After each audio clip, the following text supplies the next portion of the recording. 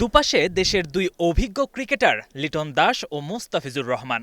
দল যখন অস্ট্রেলিয়াতে তখন তারা মিরপুর শেরেবাংলা স্টেডিয়ামে। চোটের কারণে পুরো অস্ট্রেলিয়া সিরিজ থেকেই ছিটকে গেছেন মোস্তাফিজুর রহমান।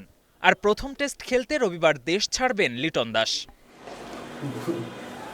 অস্ট্রেলিয়া সিরিজ শেষ হলেই দুজনের কাঁধে আসতে পারে বড় দায়িত্ব, সেপ্টেম্বরে সম্ভাব্য ভারত সিরিজ। দুই দফা পিছিয়ে যাওয়া সাদা বলের এই সিরিজ নিয়ে নতুন করে আশার আলো দেখা দিয়েছে যখন হুট করেই ভারত সফরে গেছেন বিসিবি সভাপতি তামিম ইকবাল। বাংলাদেশ ভারত সিরিজ নিয়ে কথা বলতে পারেন বিসিসিআই এর সঙ্গে। দেশ ছাড়ার আগেও জানিয়েছিলেন আশার বাণী। আমি আলোচনা করছি বিসিসি এর সাথে, বিসিবি মেইলসের এক্সচেঞ্জ হচ্ছে। আমরা চেষ্টা করছি যে সব দিক থেকে আমি আশা করি তারা আসবেন।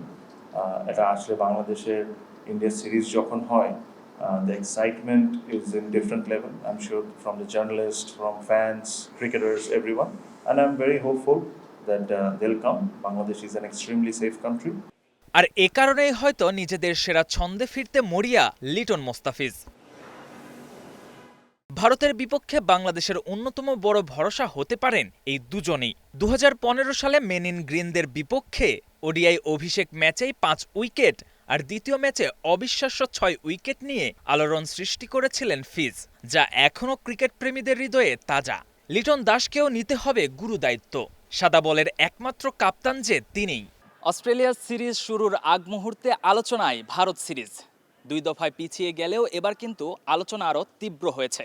বিসিবি সভাপতি তামিম ইকবালও চেষ্টা চালিয়ে যাচ্ছেন সবকিছু ঠিকঠাক থাকলে আগস্টের শেষ দিকে ভারত দল বাংলাদেশে আসবে এবং সেপ্টেম্বরের শুরুতে মাঠে গড়াবে খেলা। মিরপুর শেরেবাংলা ক্রিকেট স্টেডিয়াম থেকে K M Soni, star play.